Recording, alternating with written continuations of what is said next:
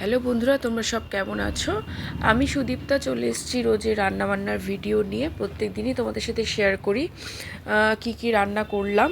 তো কালকে অফিস থেকে ফিরে চা খেয়ে একটু রেস্ট নিয়ে রাতে চলে এসেছি রান্নাবান্না। দেখো শিম বানাবো এখানে। শিমগুলো ভালো করে পরিষ্কার করে কেটে নিয়েছি, আর এই সর্ষের তেলের মধ্যে দিয়ে দিলাম শিমগুলো। একটু নুন দিয়ে দেবো, দিয়ে চাপা দিয়ে ভালো করে ভেজে নেব হালকা করে। আর রসুন আর কাঁচা লঙ্কা ভালো করে বেটে নিয়েছি মশলার জন্য। তো এই শিমগুলো দেখো নরম হয়ে গেছে একটুখানি, তো এই মধ্যে দিলাম, দিয়ে ভালো করে কষাতে হবে।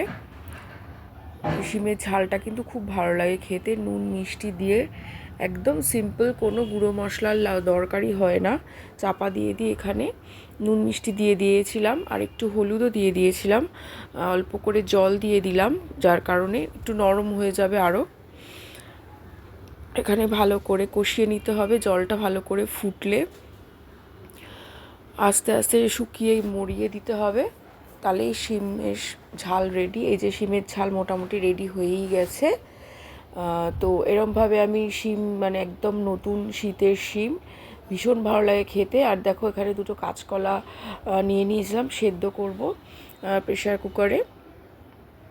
তো এখানে দিয়ে দিলাম, এখানে পালং শাক আছে, পালং শাক বানিয়ে নেবো। দেখো এখানে গাজর, মূলো, বেশি সবজি দিইনি, গাজরটা অ্যাড করেছি। জেনারেলি দিই না, কিন্তু বাকি সবজি তো আর ছিল না, সেই জন্য করেছিলাম। এখানে সর্ষের তেল নিয়ে নিচ্ছি, এখানে 5 ফোড়ন দিয়েছি, শুকনো লঙ্কা, রসুন দিয়ে একটু নেড়ে তার মধ্যে সামান্য একটু পেঁয়াজ দিয়েছিলাম। পেঁয়াজ সবসময় দিইনি, কালি দিয়েছিলাম, একটু অন্যরকম করে টেস্ট হবে, আরও ফ্লেভারটা বেড়ে যায়। এখানে পরপর একে একে টমেটো দেওয়ার পর এখানে মূলো, এখানে যে সবজি ছিল মানে গাজর কেটে রেখেছিলাম সেগুলো দিয়ে ভালো করে নেড়ে চেড়ে, একটু আলুও দিয়ে দিয়েছিলাম, ভেজে রেখেছিলাম আগে থেকেই, আলুগুলো ভেজে রেখে এখানে ভালো করে কষিয়ে নিচ্ছি। দিয়ে এবারে ভালো করে ধুয়ে পালং শাকগুলো দিয়ে দিলাম।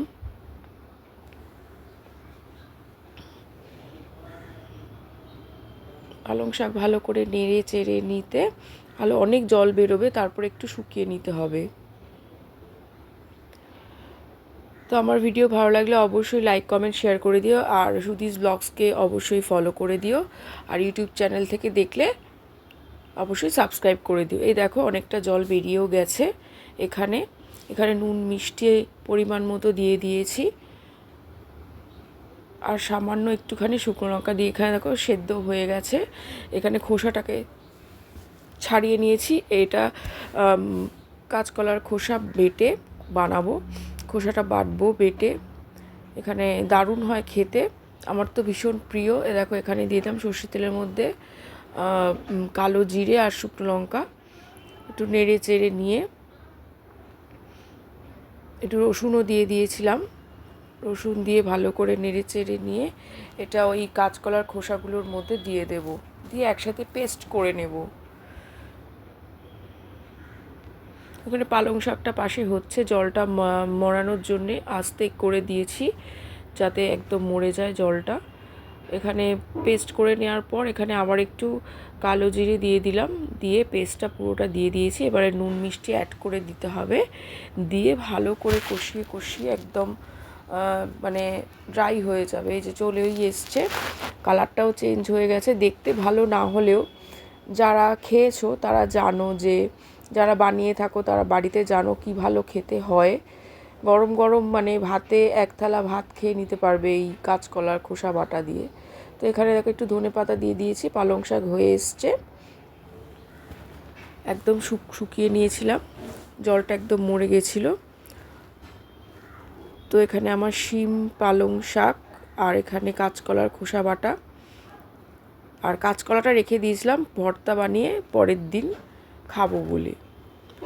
এখানে চলছে শুকনোর প্রসেস। তো এই ছিল আমার কালকে রান্নাবান্না। চলো টাটা, বাই।